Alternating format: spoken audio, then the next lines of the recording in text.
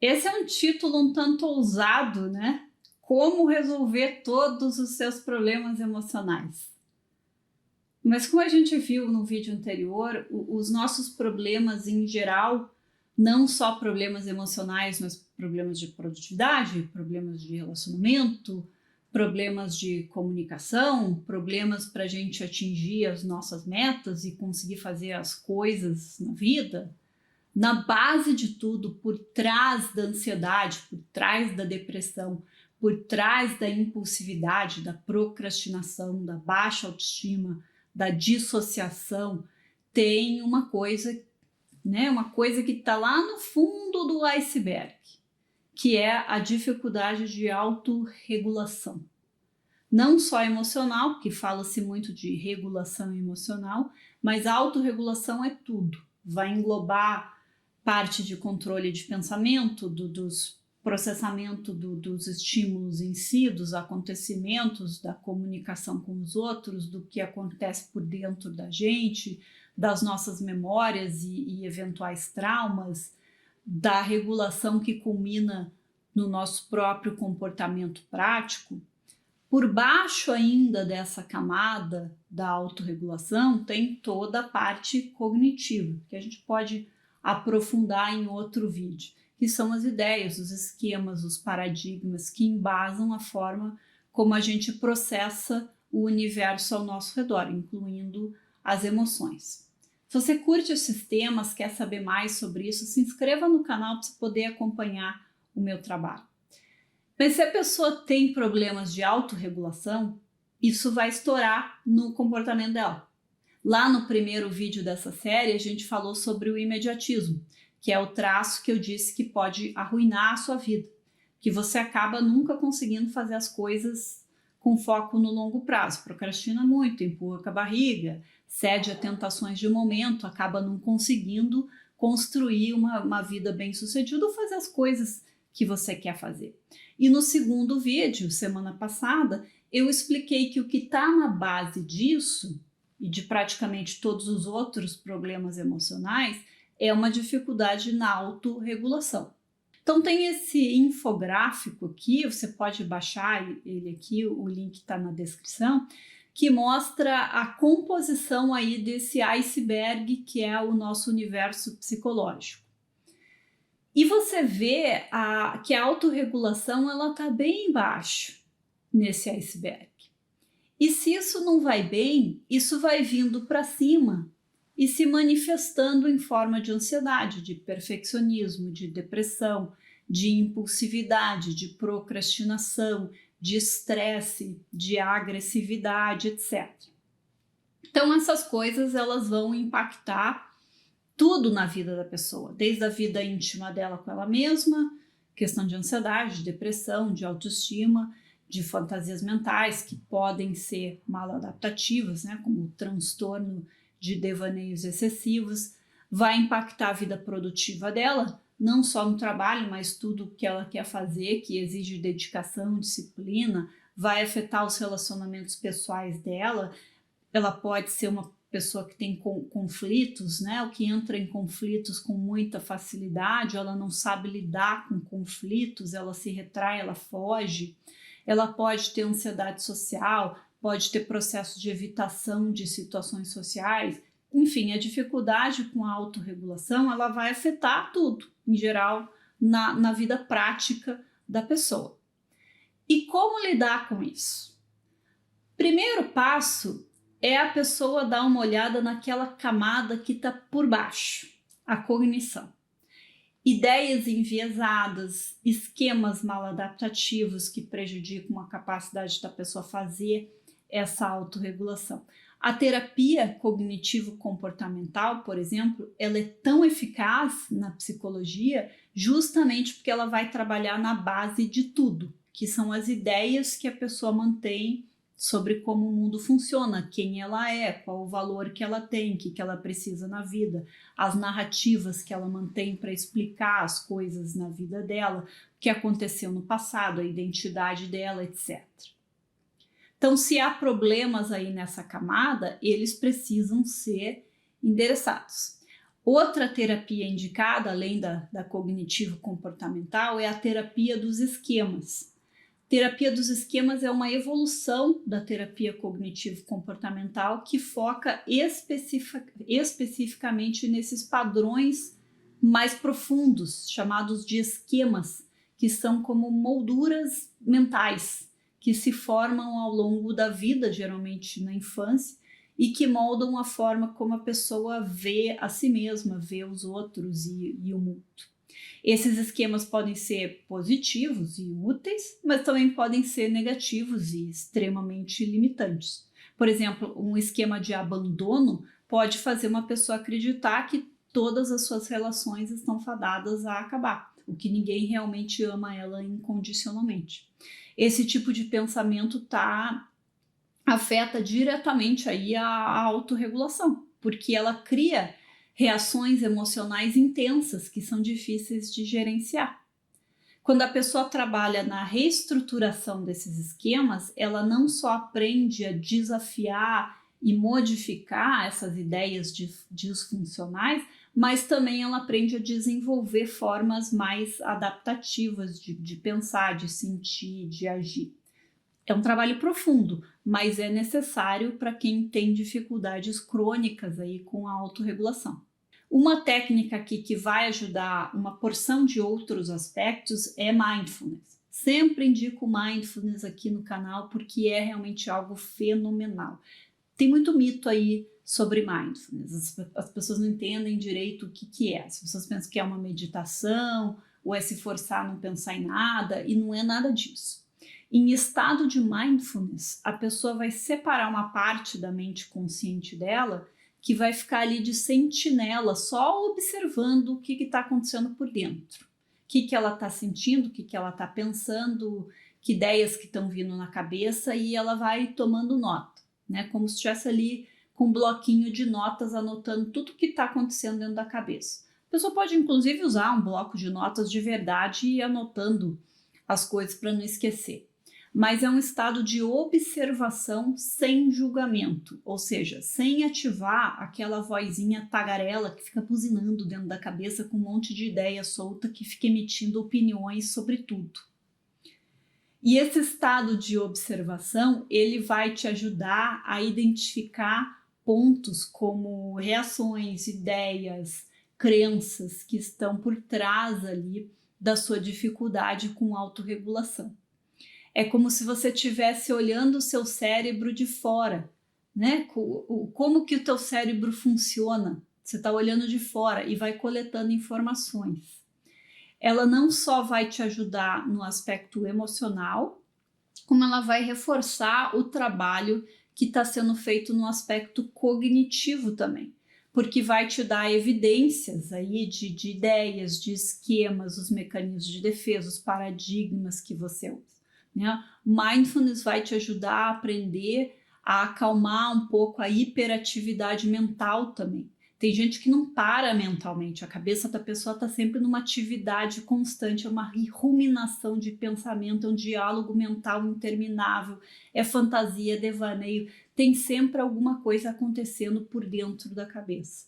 E isso dificulta muito a autoconsciência. A pessoa não sabe o que está acontecendo com ela mesma, porque é tanto barulho dentro da cabeça dela que a atividade de autorregulação ela se perde no meio disso tudo e a pessoa não consegue entender como é que ela está processando as coisas. Então o mindfulness, ele insere um gap aí, que permite que você consiga observar esses processos como se você estivesse fora de si. O uso de planejamento tem sido aí mostrado em várias pesquisas científicas que tem um efeito na melhora da autorregulação. E um dos piores aspectos da dificuldade com a autorregulação é que a pessoa se torna imediatista, como a gente viu lá no primeiro vídeo dessa série. A pessoa perde a noção de longo prazo ou perde o comprometimento com o longo prazo e ela passa a valorizar excessivamente o momento presente.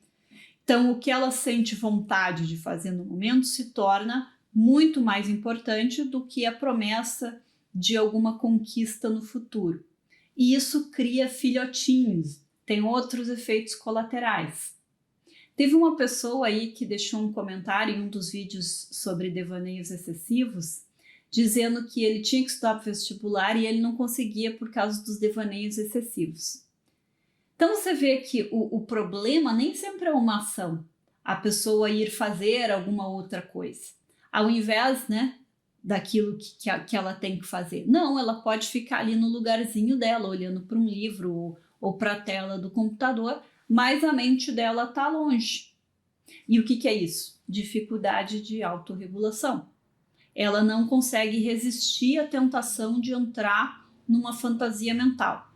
Então, um dos aspectos mais sérios nessa questão da autorregulação é a pessoa ser capaz de resistir às tentações de momento, seja de fazer alguma coisa, de comer alguma coisa, de falar alguma coisa que não deve, ou mesmo de pensar em alguma coisa que vai desviar a atenção dela daquele momento. E onde que o planejamento entra aí? O planejamento ele fortalece o comprometimento da pessoa com o longo prazo, porque ele dá mais clareza. Se a pessoa simplesmente fala, eu quero perder 20 quilos e eu vou fazer dieta e exercício, isso não é um plano, não é nem uma meta, né? Isso é simplesmente um desejo, né? Meio que uma intençãozinha, mas é muito fraquinho. Planejamento é outra coisa. Tá tudo bem pensado e organizado, escrito, gravado em algum lugar, as coisas estão definidas. Tem lá, tá num aplicativo que a pessoa organizou, tá em papel, tem checklist para a pessoa ir verificando o que ela está fazendo, tá tudo mastigadinho, o que ela tem que fazer, quando que tem que alcançar o quê. Esse aspecto físico do planejamento e o fato de você já ter pensado previamente em tudo, viu como é que ia fazer, quanto tempo vai levar, o que vai precisar, levantou os recursos, tudo isso dá um aspecto de responsabilidade muito mais forte. Porque depois de você ter feito tudo isso, você vai dar para trás? Você vai ficar priorizando outras coisas e não vai fazer o que você planejou? Aí entra até outros processos psicológicos, né? Poxa, eu tive todo esse trabalho para fazer esse planejamento, já cheguei até aqui, agora eu vou até o fim. E o aspecto da clareza, ele é muito poderoso.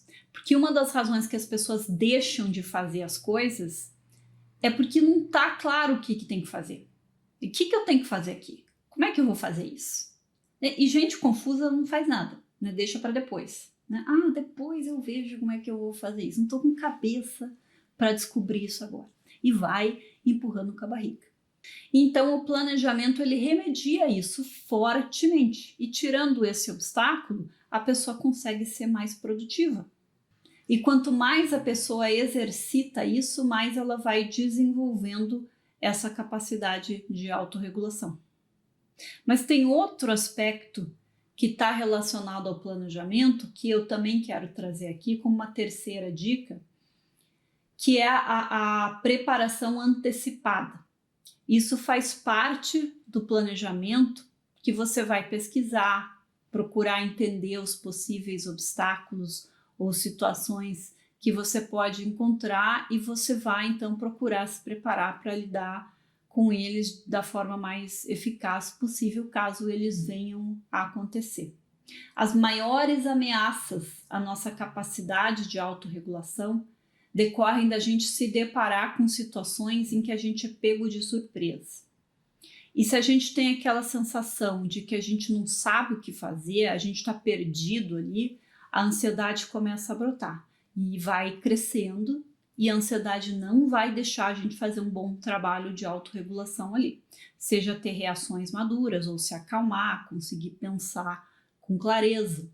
Essa situação de ser pego de surpresa por um obstáculo ou se ver numa situação em que a gente não sabe lidar com aquilo, não só vai afetar aquele momento ali, em que a probabilidade da gente meter os pés pelas mãos e estragar tudo é muito grande, como também aquilo vai causar um trauminha. A memória futura daquele evento vai reforçar ideias de inadequação pessoal, de baixa autoestima, de que a gente realmente não é bom em nada. Né? Você não vê lá o que aconteceu, né? É prova de que eu sou uma porcaria mesmo.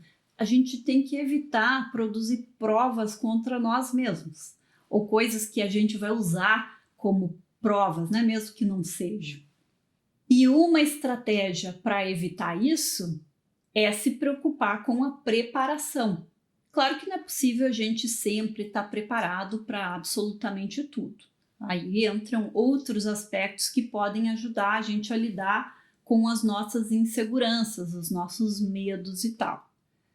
Mas tem muita coisa que a gente pode estar preparado para enfrentar. Às vezes só um exercício mental já basta, né? Se isso acontecer, o que eu posso fazer? Quais são as minhas alternativas?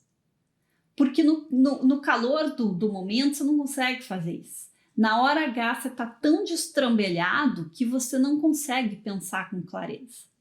Mas se você já pensou naquela possibilidade antes, é muito mais fácil você recuperar aquela memória e tentar usar alguma daquelas alternativas que você tinha levantado naquele exercício mental.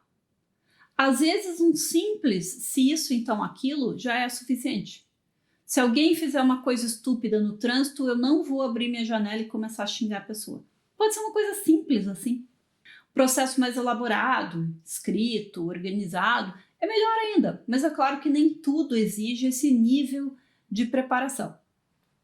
E isso vai preservar a sua capacidade de autorregulação em momentos em que tudo está muito confuso, desorganizado, você precisa tomar decisões rápidas, você precisa pensar rápido, responder rápido.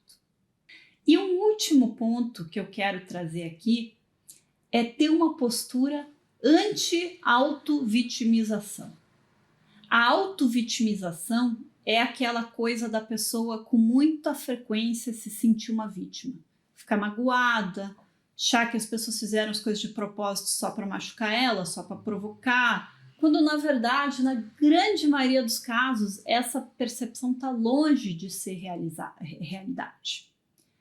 Só que se sentir como uma vítima tem efeitos colaterais negativíssimos. Primeiro é que a pessoa acaba com uma postura passiva. Ela não entende a responsabilidade dela para consertar a situação dela, para virar o jogo, progredir, qualquer que seja o caso. Ela se foca demais no papel de culpado do outro e na posição dela de injustiçada, de coitadinha. Às vezes até no contexto de consultório, a pessoa está buscando ajuda, ela desenvolveu até uma depressão, alguma coisa, por causa da vitimização que ela sofreu, mas a solução que ela busca no consultório é uma solução mágica. Ela quer que o profissional dê um jeito na dor emocional que ela está sentindo, sem que ela tenha que fazer nada. Afinal de contas, ela é uma vítima. Ela não tem culpa de nada. Então, se ela não tem culpa de nada, por que ela tem que fazer alguma coisa agora? É como se vem alguém lá na sua casa e derruba leite no chão e vai embora. E você, eu não vou limpar esse leite aqui, não fui eu que derramei. Mas é a sua casa que está com leite esparramado no chão. Não importa quem derrubou. A pessoa com processo de autovitimização, ela não entende isso. Ela continua querendo que o algoz faça alguma coisa, mesmo que o algoz já tenha até morrido. Mas ela se nega a lidar com a dor emocional dela, porque a dor emocional dela foi causada por algo que outra pessoa fez e ela não tem culpa. E isso funciona como um bloqueio à autorregulação. Ela não consegue chegar lá porque ela está presa, ela está engasgada nesse processo de autovitimização. Então a pessoa não soluciona nada, não resolve nada, não segue em frente com a vida dela, ela fica ali estagnada naquela situação de vitimização que ela sofreu. Ela vive na casa dela com o leite esparramado no chão, ela anda em volta do leite, ela pisa em cima do leite, mas ela não limpa nunca. Ela não entende que a responsabilidade pelo bem-estar dela mesma é só dela. A responsabilidade pela casa limpa é minha casa. Né? O algoz não vai vir limpar o leite, o algoz não vai fazer nada. Esse foco na injustiça da vitimização, alguém fez alguma coisa e eu é que tenho que viver com essa dor agora e a pessoa que fez o negócio, sei lá, se safou, nunca se retratou. Esse foco só corrói a pessoa por dentro. Ele não tem nenhum aspecto positivo, ele não resolve nada e ele não traz nada de bom para a pessoa. Então essas dicas podem te ajudar a começar a melhorar aí a sua capacidade de autorregulação. Tem mais coisa, tem muito mais coisa, posso trazer aí na sequência em outros vídeos, outras ideias, mas eu considero que essas 4 aqui, elas formam uma fundação para que você tenha as ferramentas adequadas para trabalhar nos seus processos mais profundos e com menos bloqueios. Se você quer continuar ouvindo sobre esses tópicos e assistindo meus vídeos, se inscreva no canal. Se esse vídeo aqui te ajudou, deixa aí a sua curtida. Eu vou ficando por aqui. Um abraço para você, até mais.